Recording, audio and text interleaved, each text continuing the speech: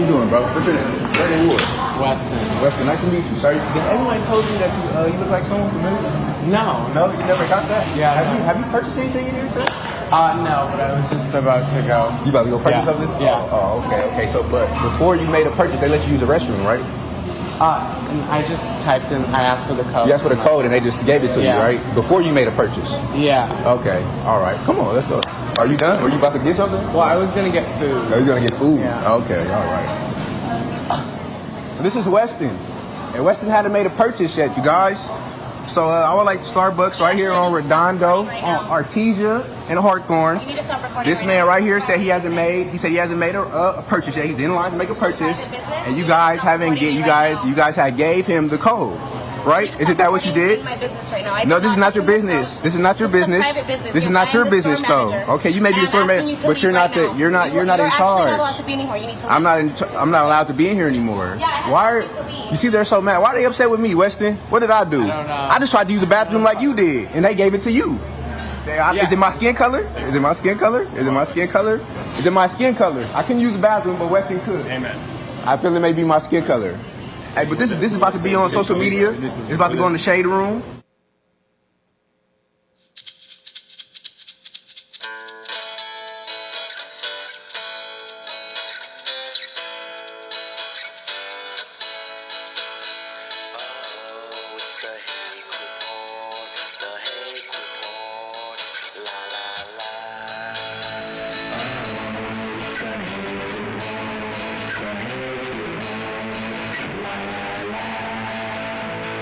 Good morning, everybody. It's the Hake Report, and we're going to be talking about Starbucks, the cops, blacks, whites, and people-pleasing. I hope you like it. You can call in at 888-775-3773.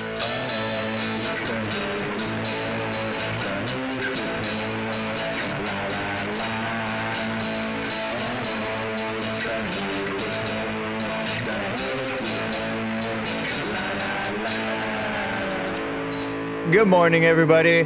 So, what did you think of that clip? That clip was from Torrance, California, from January.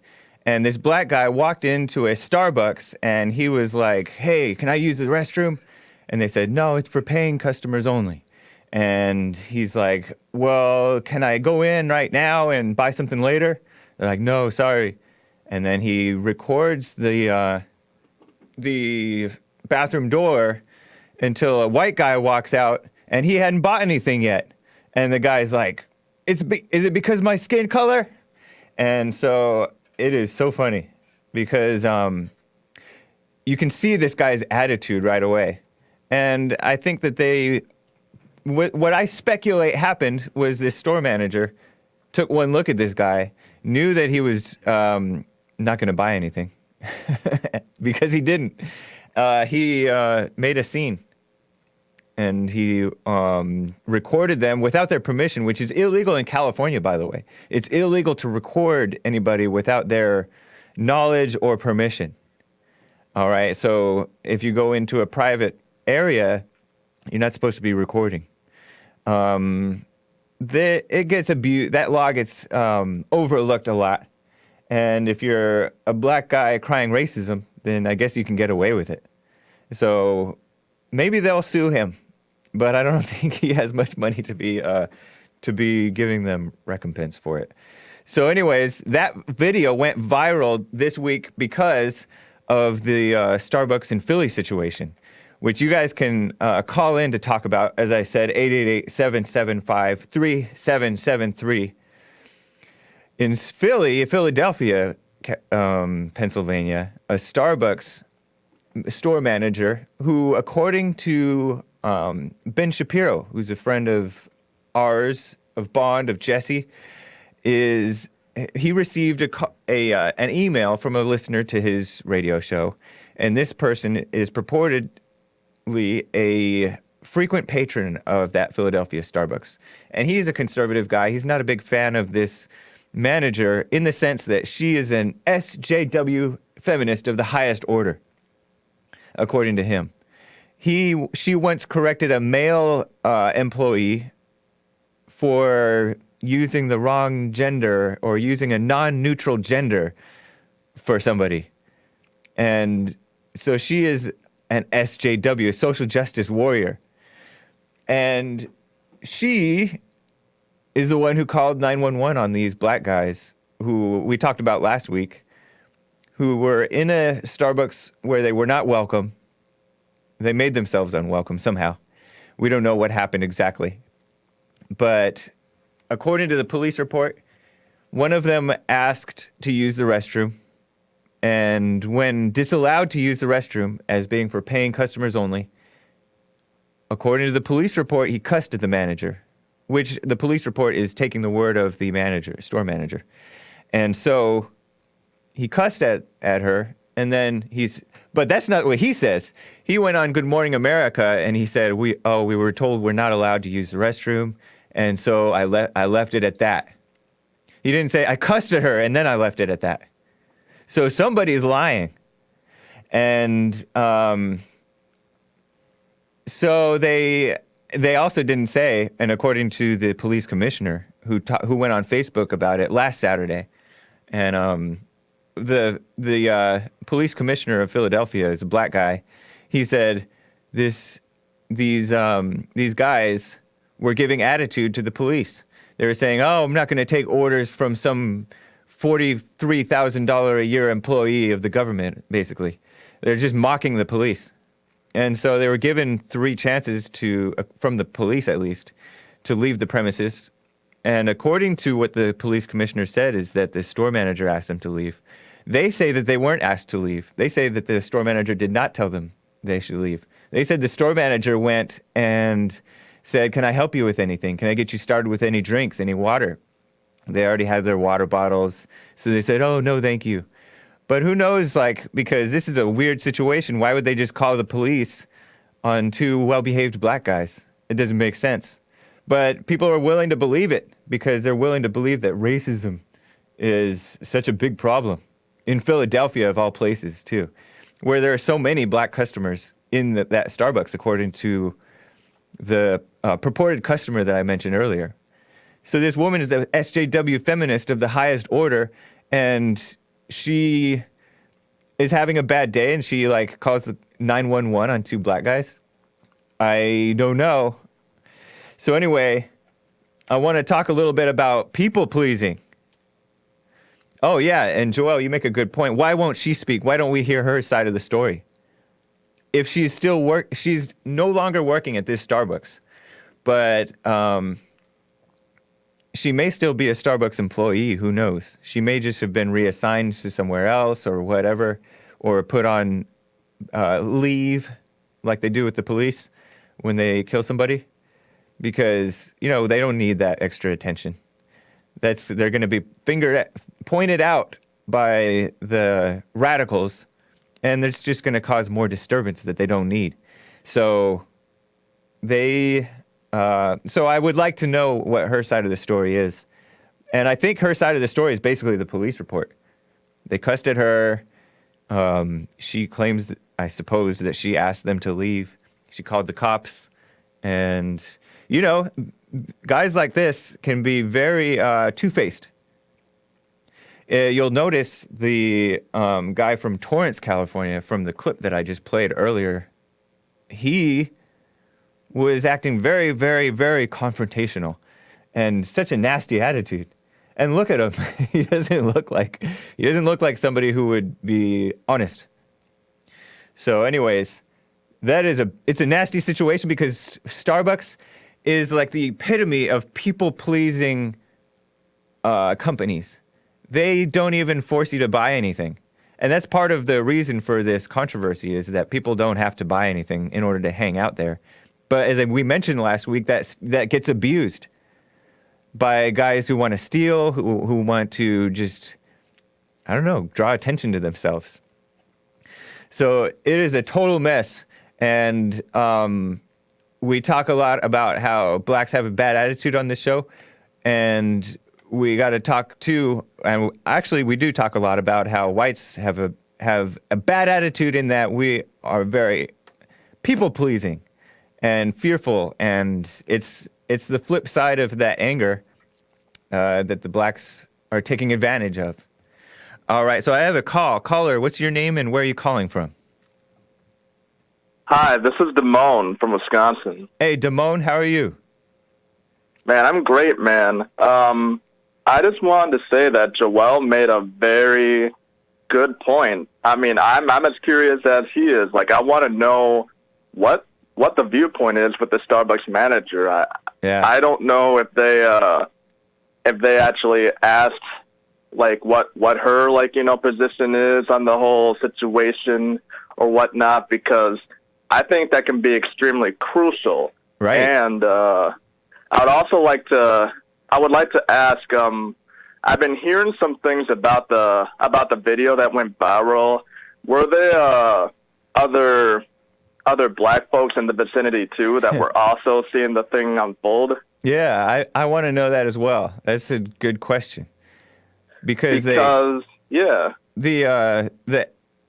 feminist woman who recorded it and shared it, and then there was a liberal white guy who was like, "Hey, what are you doing? Why you bothering him just because he's black?" You see that in the video, and then the woman who recorded the video, the most famous video, and shared it on Twitter, she wrote a CNN piece about the situation and why I shared this viral video. But she believes she's like an anti-Trump liberal female, and she doesn't come off as a trustworthy person. These people are quick to judge situations, and it's funny because this situation is so ridiculous. Like, it should be a total non-story. And it's so frequent that black guys will escalate a situation where it doesn't need to be escalated to.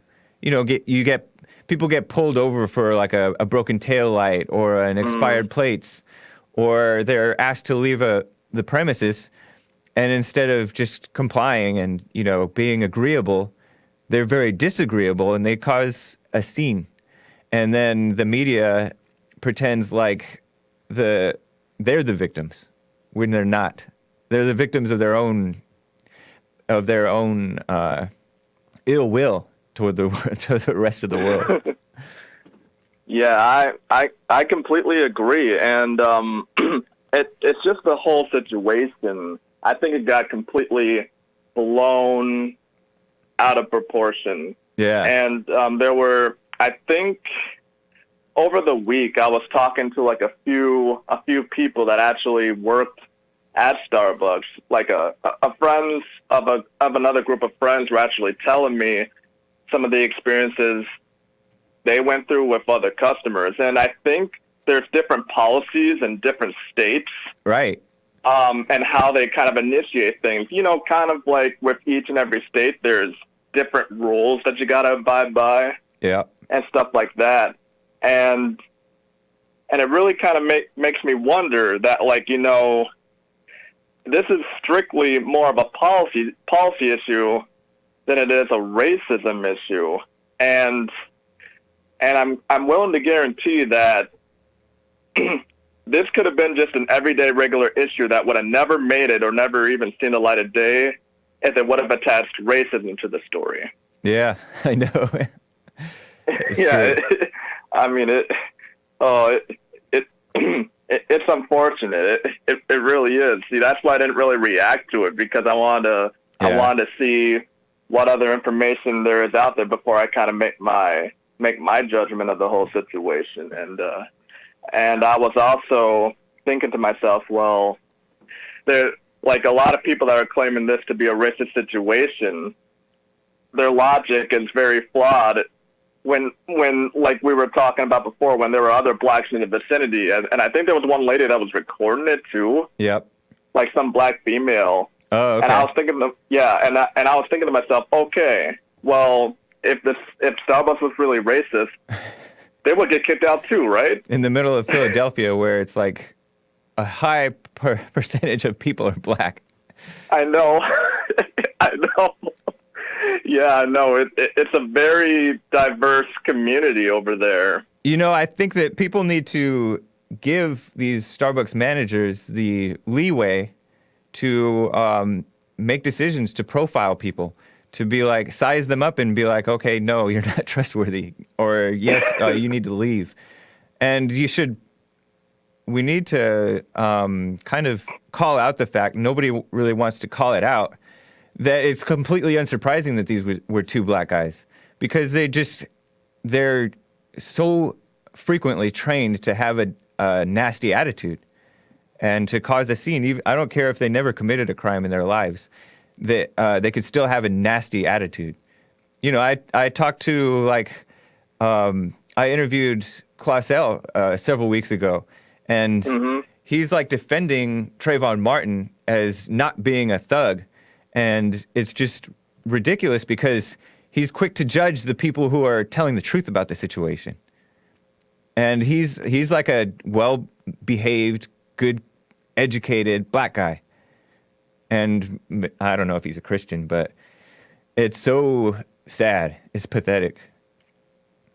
Yeah, that Trayvon Martin situation, it kind of makes me a little bit confused too, and it kind of really makes me wonder, like how long must they kind of, like, you know, go and rush to conclusions and actually go as far as to just label almost everything racist, right, or everything racism.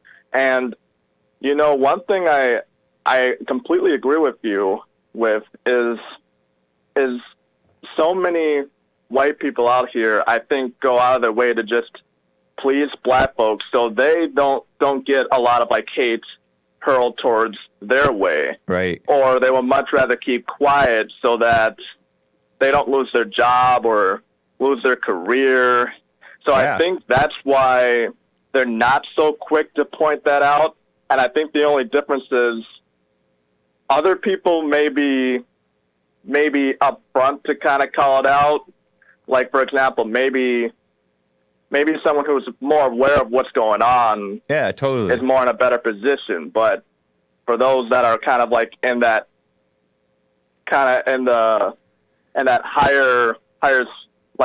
position, like in Starbucks, they don't want to take that risk. So maybe it's kind of up to us to kind of like call what it is, and hopefully they might be able to actually think of a better solution to this problem. Yeah. And also, one more question: are you aware of the training that they'll undergo within the next month? I think it has something to do with like this background training and I'll tell you about is... that. Yeah, I'll tell you about that, Damone. I appreciate it. Okay, cool. All right, Damone, take care. Yes, you too. All right, bye. Bye. Yeah, Damone made the point that they are closing 800,000 stores, and I'll get to your other calls in a minute. But Starbucks announced this week that they are closing 800,000 stores in an unprecedented move to give implicit bias training to their employees, to their store employees. And implicit bias is intellectual word for quote-unquote racism. And because racism is just a total joke nowadays, so you'll notice that they hardly ever use the word racism anymore. They use the word implicit bias. Implicit bias is real. And I don't even know what they mean by implicit, but basically it's like unsaid or whatever. And so it's so ridiculous. And the police commissioner mentioned that all of his police officers get implicit bias training, meaning anti-racism training about racism, so that they're aware, and they have to go to the African American Museum and the Holocaust Museum and just learn what police have done wrong in history around the world, police forces, not even the Philadelphia police. So it is ridiculous. And these people are very quick to jump to is it because of my skin color? And it's so sad that they are allowed to, and they're just patted on the head and then on the back by the media and everybody else. So it's disgusting. And we can break through it, though. Caller, what's your name and where are you calling from? Hey, good afternoon or good morning, Mr. James. This is KT calling from Maryland. How are you? All right, KT, how are you? I am doing wonderful, doing wonderful. I was just listening to the topic. Very interesting. Yeah. Very interesting developments about that SJW manager. Right. Yeah. I mean, I worked at Starbucks during my high school. That was kind of like my first job in high school. Okay. Worked all the way through college, and I worked in a Starbucks store that was close to Baltimore City. Yeah. And this was around predominantly white institute, and that's actually an SJW term. They call it a PWI. So that's like a college town. I'm sorry? Does that mean it is a college town? Yes. It was kind of sort of like a college town, yes. All right.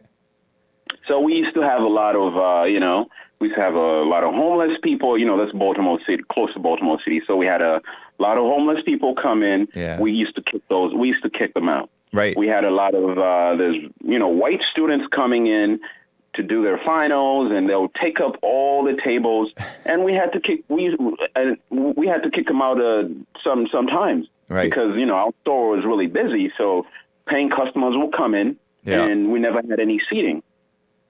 So we used to kick out those white students as well. So and the funny thing is, in my 5 years, the customers I had problems with were black customers. I don't know why. But they'll just come in. They'll never want to pay for anything. Right. They'll just want free stuff. They don't want to charge them extra for syrup or for this and that.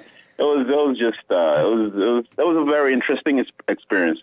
But one thing I can give kudos to Starbucks is they're very good at pushing their employees to further their education. Yeah. They used to promote a lot. They used to encourage promotion and people getting experience. And they used to actually also provide tuition reimbursement. They pay for your textbooks at school. So that was a nice part about Starbucks. But ever since they turned into this SJW company, it just went downhill. Yeah, that's a shame, because I know that they've had, like 10 years ago, 12, 15 years ago, they had a great reputation. And They still kind of have a good reputation, but they've just become become very insulting to Christians. Like, I remember the CEO or somebody, the owner maybe, was like, some shareholder raised a concern, like, I don't like the fact that you guys are promoting homosexuality in some way, like supporting gay marriage or something. And this guy is like, okay, buy your shares, take your shares somewhere else, like go invest somewhere else. And that's like a nasty attitude. And that's not, and they've been allowed to get away with that.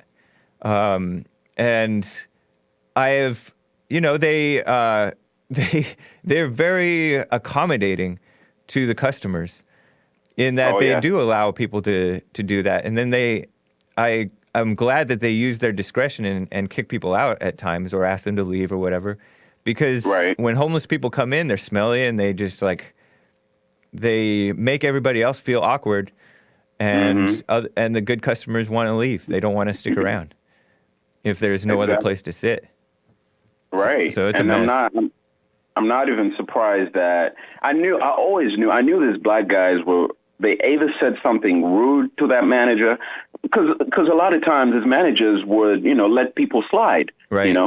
Yeah. But according to the police report, must have said something. Yeah. According to the police report that I read on NPR, I didn't read the police report itself, but NPR said the police report said that they cursed at the manager. A police report states that the men cursed at the manager after she told them bathrooms are for customers only. And I heard that only one of them went to use the bathroom directly upon entering. But it's ridiculous. And you're right. They'll let people slide. And they could size up that, in this Torrance situation, they sized up the white guy. Maybe he was a frequent customer. They see that he always buys something or whatever. But they sized him up and they said, oh, yeah, go on in. Here's the code. But this black guy, he looks like trouble. He looks like he's going to cause a problem or take advantage of them in some way.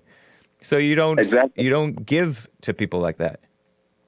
And the funny thing is, I remember we used to give, sometimes regulars will come in and they'll forget their credit cards or they'll forget their wallets. Yeah. And they'll come back, we'll still give them their drinks and they'll come back and pay later. Yeah. That's how, that's how Starbucks,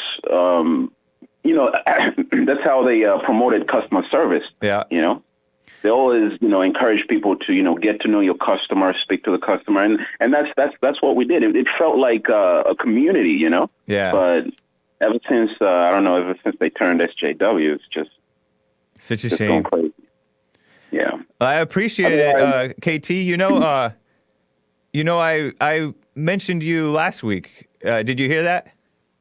Yes, I did. Oh my gosh. When I created that video, I think Black Lives Matter just raided my channel. Yeah, I noticed that there were like a lot of comments. So everybody, KT has the channel Story of the Black Conservative, and his video is actually in the, if you touch on the video, there's an I for information. You click on that and you'll see his video, and you can check it out. I shared it last week as well. But that was, it's funny that people really take offense to like the plain truth. I know, it's crazy. Yeah. And that's what used to happen a lot, Yeah. That's what used to happen at our stores. People just come in, steal laptops, computers. Yeah. You never just sit outside freely on your computer. You had to have 7 eyes behind you and in front of you. That's a shame too. Because that's destroying the high trust atmosphere that Starbucks and people like that create. It's a shame. Exactly. All right, KT. Otherwise, great show. Nice talking to you. Yeah, you too. Take care. All right, you too. Wow. So, by the way, I want to give a shout out to Tim from Louisiana. Past, present, future on there. He's my very first, let's get a round of applause, patron. I'm on Patreon, guys. And so I appreciate it, Tim. And I know that some of you have been also buying the Hake Report t-shirts. I'm going to wear one of these days. So look out for that. I am selling t-shirts via Teespring. And currently all proceeds are going to Bond. So support. Let's go to my other callers. Caller, what's your name and where are you calling from? By the way, you can call, hold on. 888-775-3773. It's right here. All right, caller. Yeah, this is Always Right from Chicago. Hey, Always Right. Can I get your first name? Dario. Dario is always right. So Thanks for calling, sir. What's your question or comment? there's a question for you. All right. Do you believe that black people are genetically predisposed to be criminals or degenerate? No, I don't believe that. Okay. Yeah, I don't believe that. And I would say that I don't know if there are like personality traits that come with genetics or anything like that. And I know that the way that you live can change your genetics. True. If you've been a listener for a long time, there was this man named Dr. Singh, who will be coming back onto Jesse's show, by the way. Okay. And he said that the way you live changes your genes. You can literally change your genetic makeup by the way you live. But Absolutely. I know that the reasoning behind, I've heard Richard Spencer kind of mention that, and other alt-right figures mention genetics. I think that's because they don't believe in God. Okay.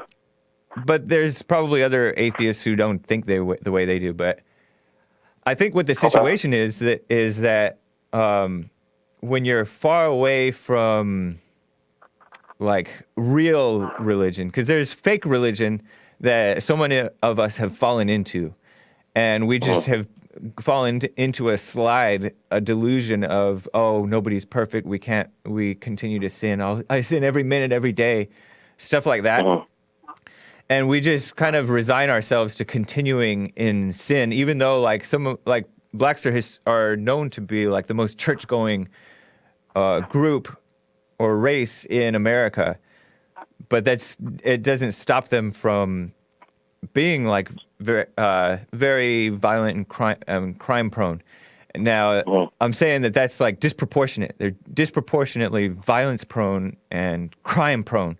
And then like many of them that are not even criminals kind of cover for the criminals by saying, "Oh, not all of us are like that." Rather than they're kind of getting mad at the whites and others who are saying, "Oh, you what's up with all this crime?" They're getting mad at the whites for saying, "Oh, you're profiling us."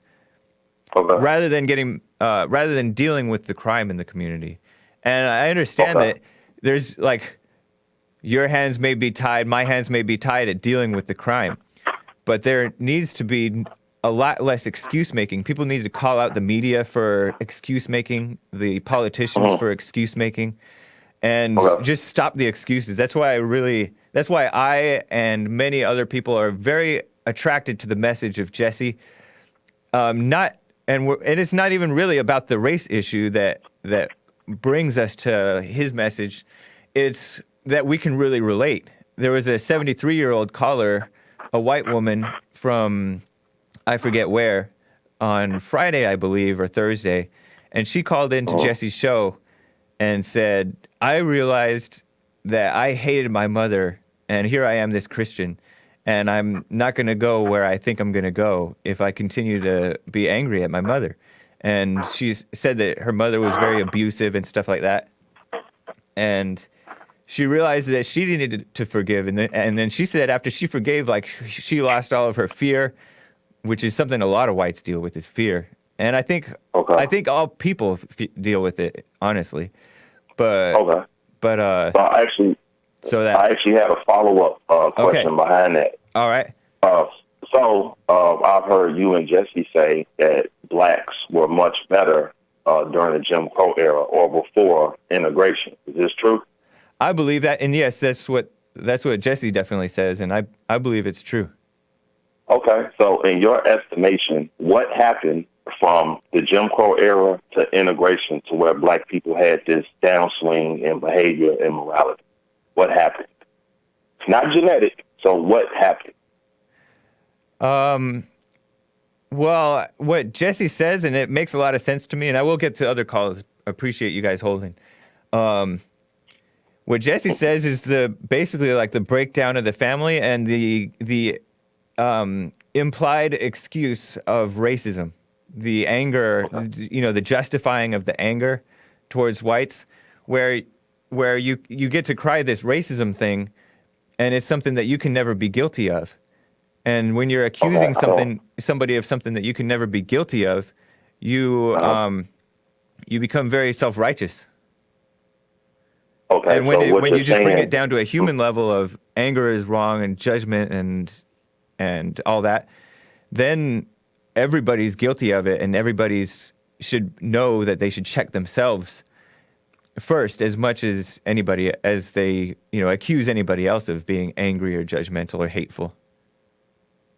So I think what happened was, there were a lot of, there's a lot of like government stuff that happened too, rewarding bad behavior, and also like, I don't know, the government did a lot of things, meddling in people's lives, pretending to try to make things better when in fact they made things worse. And the more, it's weird, like the more solutions that the government comes up with, the worse things get. The more hands-off they are, it seems like the better things get. Okay. So once the government got involved or was able to have more access to black people, we saw a downswing in black morality and behavior. Is that what you're saying? No, I said what Jesse... I meant to say what Jesse says is the family, the breakdown of the family, and the justification of anger. Before, blacks were not really, there was some anger, but it wasn't justified on a mass scale. You were not allowed, and I have somebody who wants to talk to you too, but That's the main thing. The government is just a side note, and it's an important side note because the government is basically bribing black people and validating black anger by doing a mixture of things. In some cases, catering to black people. In some cases, like undermining them. Well, both of those things are undermining black people. So I don't blame the government for the downslide of blacks. I blame the basically the loss of the family. The men and women just started taking this excuse to be immoral and to hate whites. Before, I don't think that blacks were even brainwashed on a mass scale to believe in racism. You there? Dario, can you hear me? I think I lost my caller. What did you want to tell him, Joel? I was just gonna say that, make a point that Put yourself on the screen too. my lamp is Okay. not. Let me turn it on. Okay. And that. The point I just wanted to make was, well, I'm not seeing it. It's coming. Okay, I'm back. But I'm not. Oh, there we go. Hey. Okay. Let me see if I can throw both of us. Okay. So the point I was trying to make, was his name Dario? Yeah, Dario. I think he said Dario. Yeah, and is the fact Still that supposedly on the line. my skin is black, so everybody can see I'm black. And for me, where I realized where it messed up was the fact that growing up, I didn't have my dad in the home. And because of my dad, he's back. Good. Nice. Because my dad wasn't in the home, I realized I seen how many issues I had growing up. I see now how many issues I had because my dad wasn't in the home. I never was one to do the whole racism thing. I wasn't that aware of it because I grew up more in a white, predominant white and Mexican neighborhoods. So I never really caught the whole it's because I'm black, it's racism type deal. But I did know the issues that I had was from my dad not being in the home, and that's where my lack of morality came from, was my dad wasn't in the home. Nobody gave me strict instruction that I needed or strength to be what I needed to be, and it's because strictly my dad wasn't in the home. So I think James and Jesse is right when it comes to the destruction of the family because it's set up a certain way, and I believe as well that once it's interrupted or it doesn't, that order is broken, it causes issues, and I've seen it in my own personal life. Okay, so let me ask you a question. So before integration, most black children were born to wed mothers. True. Right? Yes. So after integration, or shortly after integration, that changed slowly, not directly, but slowly, and over the progression of time. Now, most children are born to single mothers that are not married. So my question is this. We have a common denominator. Before integration, black people were doing fine, and after integration, black people were doing bad. My question to you is, what about integration changed the dynamic of the black family? What is integration? Integration is when they allowed and forced whites and blacks to hang out together. Oh, so go to the same schools, go into the same restaurants. Okay, so repeat your bathrooms. question one more time, Dario. My question is, what about integration impacted the black family as to where they were no longer a cohesive unit? How was integration the factor in how that happened? What did integration have to do with that? I don't think integration had to do with anything as far as the destruction of black people. I don't think, yeah, in my opinion, I don't think it's that. I mean, because that's placing the blame on the fact that whites, it just places the blame on the physical issue, which is color or whatever the case is. I think that if integration happened while there was good fathers and mothers in the home in both races, I don't feel like there would be an issue. I could tell you. I mean, go ahead. Sorry. I could tell you one thing about integration that is a temptation. In that, I was in a grocery store the other day, and I saw two black guys like about to get in a fight or pretending like they wanted to get into a fight. And it made me think, what if that were a white guy and a black guy trying to get into a fight?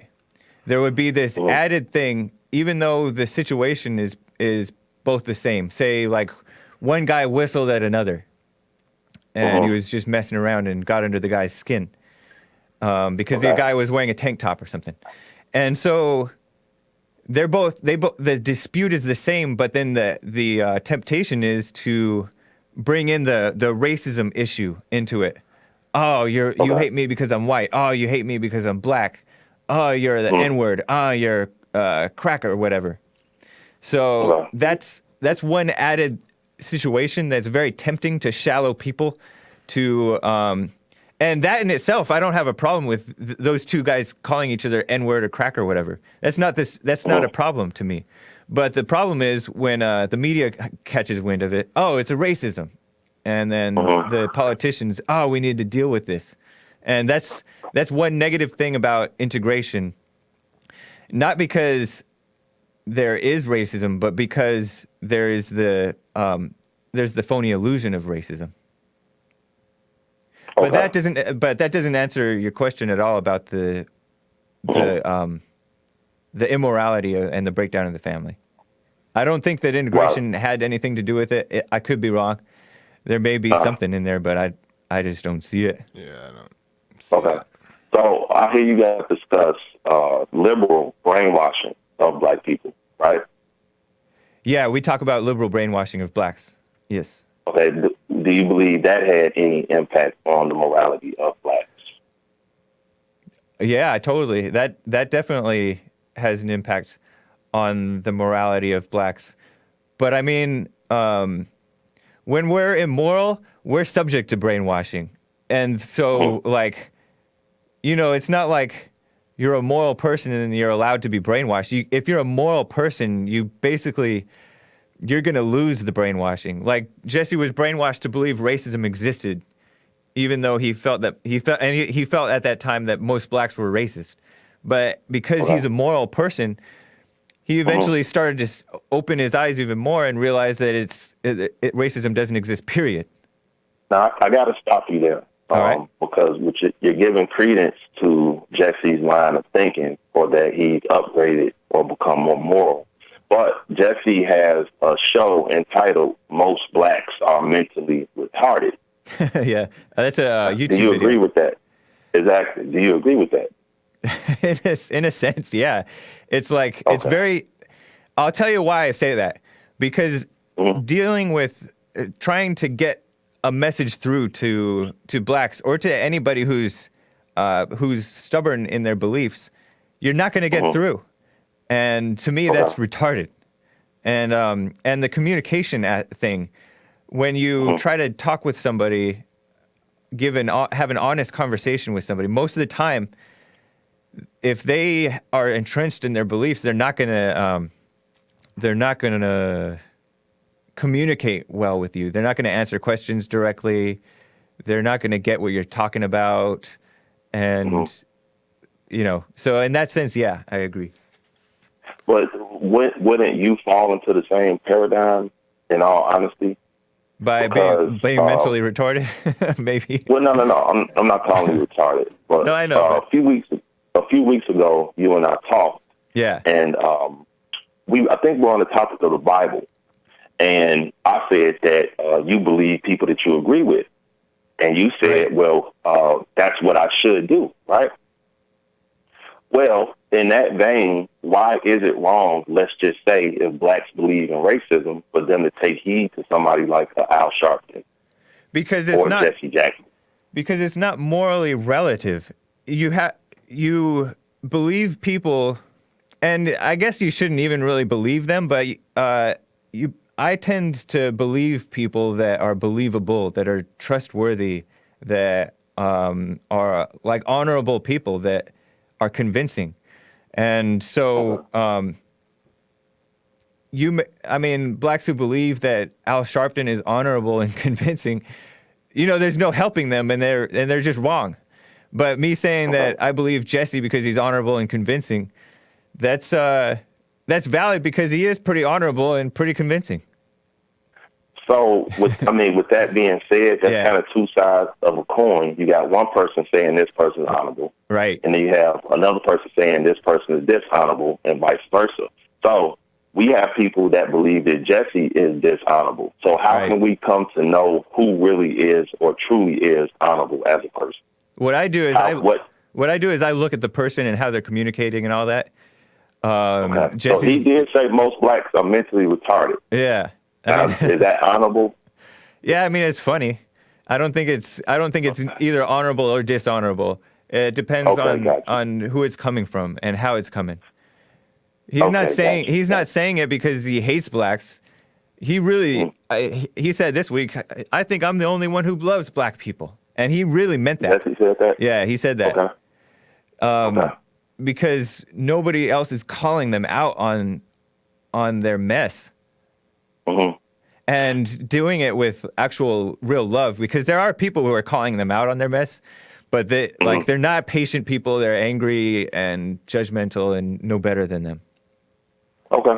Well, you know what? I've already taken up the large block of the show. I appreciate it. And I know there's other callers. Thanks for taking the call. All right. Take care. Yep. Take it easy. Let me get to the rest of my callers. Caller, what's your name and where are you calling from? Mace. Mace? How's it going? Just marvelous as always. Excellent. I have a question. Yes. You say you go by a belief or do you go by facts? Which one is more important? Belief. I go by belief. Yeah, facts. I go by facts. No, you don't. That's not good. Facts are things that you can see with your eyes. Now, a belief is something that, and it's just like the one KT or KJ or whatever his name. Now, how can he know who he is when he's busy trying to be like you? He's not trying to be like me. Not being himself. That's what I'm saying. If you're not yourself and you're trying to be like someone else, you take their belief and make it yours. Why are you always attacking my I'm not callers? attacking. I'm just giving the truth. So it's like That's you got not the mixed race truth. kids.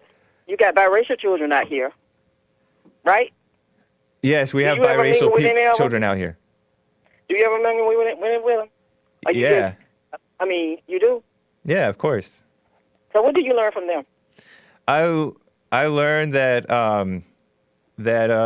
when you grow up without your father, that it's a little tougher, or maybe a lot tougher. So that means do only black people grow up without fathers? No, but disproportionately they do, like by far. And Really? a lot more whites are doing it too, and it's like the society's degrading for it. But even the people who grew up with the mother and father are very weak and having issues. Because, but I'm saying, the Starbucks issue. He said he worked for Starbucks. Anybody with common sense knows if you go into Starbucks, you got to pay for whatever you get when you go in there. So we got Giuliani, has been married, I don't know how many times, but his daughter stole something. So what do you call that? A thug. Excuse me? What do you call her? I call her a thug. Something. So you don't look at all people who look like you as thieves and by your belief. You do it by your facts, or how do you see her? I see her as a thug. You see her as a thug. So do that represent your whole community? Say that again? Do it represent most of you all? It represents a lot of us. I said most. Most? Not all, but do it represent most of you all? No. I mean, okay, then. in a so sense, it's the maybe. same way in our community. It don't represent most of us. It might represent an inkling of a penny, most of us. And then you want to hear just say most, not all. But it's undeniable that black crime is disproportionate. Especially robbery.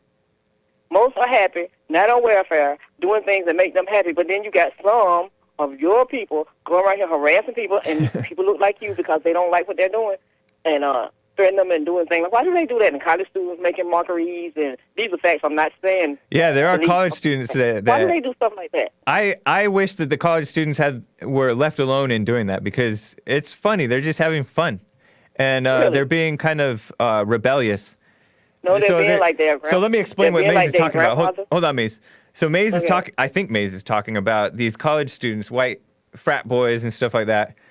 You know, like dressing up, like having a rap party and stuff like that. Just making fun of black culture, like they're trying to imitate it. To be honest, it's kind of flattering to the black culture that they're trying to imitate, because it's kind of an admiration and a mockery. at once. See, let me tell you what's flattering about it. But it's not flattering in the sense that it's basically like they're showing the moral degradation of themselves and the blacks that they're imitating. No, the fact that they're going back in time and trying to do like their grandfathers used to treat. Oh, yeah. People. That's those are the. So what do you think? So what do you think is so? Okay, so Maze is not talking about the frat boys who are imitating rap culture. What were they doing? She's talking about the ones who are talking about there'll never be a N-word in such and such fraternity. You can hang them from a tree, but they'll never be with me. There'll never be an N-word in blah blah blah. There was that was a big controversy that went out a few years ago. Why do they still have that? Why do they still have that within them Because it's so. I'll tell you why. I'll tell you why the frat boys act like that. Why? Because it's taboo. Really? Yeah, they're rebellious people, and they want to do the taboo thing. When you say whites, you're not allowed to say the N-word. You're not allowed to make lynching jokes. You're not allowed to blah blah blah. You're gonna tempt these whites to do it, and because why are they talking about hanging people? Yeah. And all of this. I mean, I'm not understanding. It's a total joke. Because it's a joke. Yeah. That's a joke. Is that a joking matter? And you have relatives that was hung and all of this? But and that was supposed to be a joke. Yeah, I mean, people make really dark, negative jokes all the time. And yes, it is. So in that case, yes, it is a joking matter. But I see they don't never come up with the thing. But they never get away with it, you'll notice. When they get caught, they get totally punished. They get kicked out, they get expelled. And all kinds of things happen. Yeah, really. As I was saying, is KT or whatever his name is. Yeah, KT. He cannot be himself if he's busy trying to be like you. And he can't teach you anything. Okay, I agree, but he's not trying to be like me. There's no indication that he's trying to be like me. The one that's in the what's his name? Joel. The guy, Joel. He's busy trying to be like you. He don't know himself. Oh, please. He grew up around Joel like does him. not want to be like me. That's ridiculous. Maze. So you said stop being childish. Opinions don't. All right, Maze. Well, he grew up in the house without a father. He's not the only one. Somebody looked like you grew up in the house without a father. Did they come out like him? Sometimes. Look at Dylan Roof. He was a drug addict, and then he started hating black people. So look at the ones that grew up in the house with the mother and the father. How did they turn out? All of them not perfect because some of those students that's doing this stuff like their grandfathers did. Uh-huh. How do you think that's supposed to make people feel when they're making a marker and want to be back in that time? But who cares how people feel? You can't be... Because they can't go back there. All right, Maze. Okay, so don't come with facts, not thinking and opinions. Know and understand, because you don't understand your history, and you don't want to talk about your history because the thing that we see now was done then, and then they want to keep it going. That's when you have a good day. Yeah, you have a good one too. Bye, Maze. That's very interesting that Maze watches and calls my show. Caller, what's your name and where are you calling from?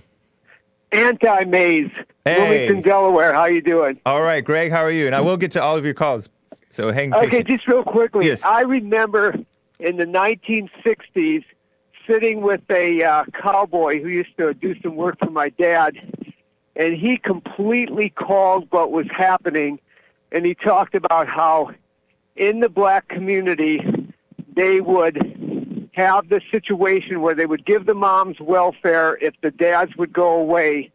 And I think that was a deliberate effort. They understood, I don't know whether they got it from the communists, the psychologist, or who, that if you take the father out of the home, that you destroy the family. And I think that was the start of the ruination of the black community. Yeah, I've heard Jesse say this a lot too, that basically... Oh, and by the way, Jesse interviewed somebody that I've been trying to get on the show for a long time on the Fallen State, and it will be coming out eventually. And that guy was in. Oh my gosh, I have a picture of me out there on Twitter. What's his name now? But anyways, this guy was totally denying that LBJ said that you can get welfare, but you can't have a father in the home. And the reality is, in effect, that's what he was saying. And you're right that I think that was just one temptation of many. The other thing is that it became socially acceptable because it became more common. So more people did it even without the extra welfare. It's a mess. Yeah, and I also remember in about, I'm going to say the 1970s, 60 Minutes, which was probably more conservative than it is now, had an entire show about that happening and how it was bleeding into the white community and how we were going to have this crisis down the road. So anybody who was, not that I was at alert at that time, but anybody who was alert at that time could see all this coming. It was all predictable. Yeah. I've mentioned many times that whites are at above the white out of wedlock birth rate is above the crisis level that Patrick Moynihan, whatever his name was saying when blacks were at 25% out of wedlock birth rate. Whites are at 29% now on average, and it's 30% for the native-born whites. And less my mom, I guess in about 1940, graduated from high school. Out of a class of 300, only 2 families were divorced. Yeah. Can you imagine that? Yep. I mean, and she said that was just typical. Yeah, it's a total mess. Divorce is very common too. That's the other thing, is that divorce is common, and then these just weak, pathetic marriages, quote unquote, where the men are saying the woman is the boss. Like, marriage has totally become degraded, and it's no wonder that the people are willing to throw it away and say, oh, the gays can get married. We should never get married. There's so much cohabitation nowadays where they won't even get married. They'll just live together. And then people are into getting their career going before having kids, and then they don't have kids many times.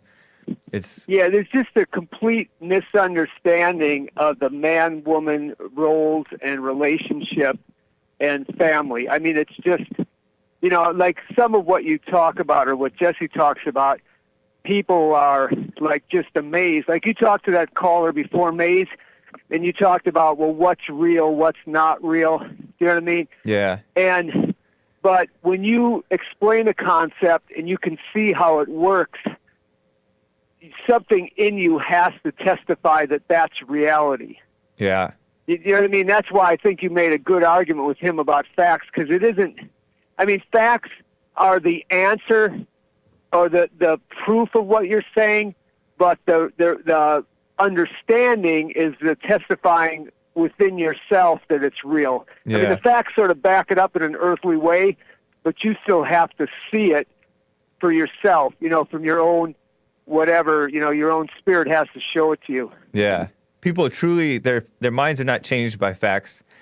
Unless they're open to being changed already. And they pick and choose which facts they want to deal with. Yeah, because you can always, anybody who's had debate knows that a good debater can take either side and present good facts and, make a really sound case, sound case. Yeah, that's why intellectualism is so deceptive. And then, you were mentioning just the downward slide of society. Part of it is like we're so spoiled now. Like we can get away with so much more immorality and still get by. We are people are very well-to-do nowadays, including the so-called poor blacks. Most of them have like satellite TV and stuff like that. Right, like just from a practical point of view, you might keep the husband in the home only for the fact that he can just bring home the food. You know what I mean? Even if the wife didn't like the guy, where now, there's so many other ways to take care of our needs. In fact, our daily needs, give us this day our daily bread. Like that's like not even in the ballpark. Yeah. It's now give us this day our flat screen TV and whatever. Yep. And it's weird because it's hard to know how to turn it around unless you're just turning yourself around, I guess. Yeah, I mean, I think all you can do is turn yourself around, and then if you're meant to do something, it'll happen. And there's really no reason. It's funny, the more I wake up, the less I worry, and the less I put my will into like, oh, I got to get this to happen. I got to get this to happen. You don't have to do anything but be right or not that you're right, but you're carrying out right. And then everything else would just take care of itself. Yep. All right, Greg, I appreciate it. Anything else? No, that's it. I enjoy the show. All right, thank you. And make sure you watch Church with Jesse Lee Peterson. I will. All right. Thank you. Take care. Goodbye. Bye. So that's a wrap for this show. Make sure that you watch Church with Jesse Lee Peterson in 1 hour at 11 a.m. Pacific time, which is 1 p.m. Central, 2 p.m. Eastern. Church with Jesse Lee Peterson. Subscribe to Rebuilding the Man YouTube channel. That's Jesse's channel that needs to be built up. So build it up. All right, guys, take care.